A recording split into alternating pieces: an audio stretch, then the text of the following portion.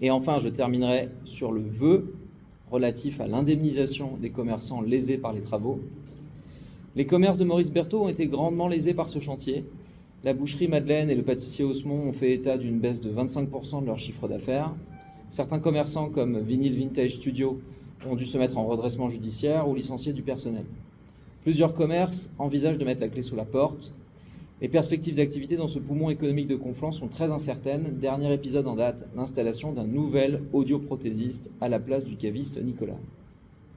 Comme vous le savez, les commerçants impactés ont formé un recours visant la communauté urbaine GPSO pour obtenir une indemnisation à l'amiable. S'ils n'obtiennent pas de réponse dans le délai légal, ils poursuivront GPSO devant le juge administratif.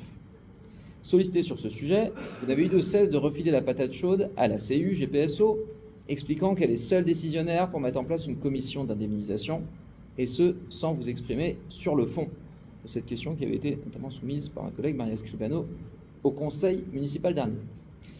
Donc les bénéfices d'image, vous les tirez allègrement, avec des cérémonies, au mépris des règles électorales, mais les responsabilités, c'est pas moi, c'est la CU, c'est l'autre. Votre action est pourtant déterminante pour soutenir nos commerces.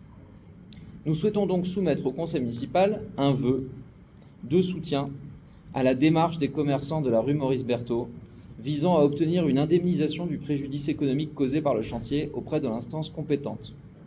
Nous savons que ce sujet fera consensus auprès de l'ensemble des membres de ce conseil, qui, malgré leurs différences de vues politiques, sont des Conflanaises et des Conflanais soucieux de maintenir notre cœur de ville vivant.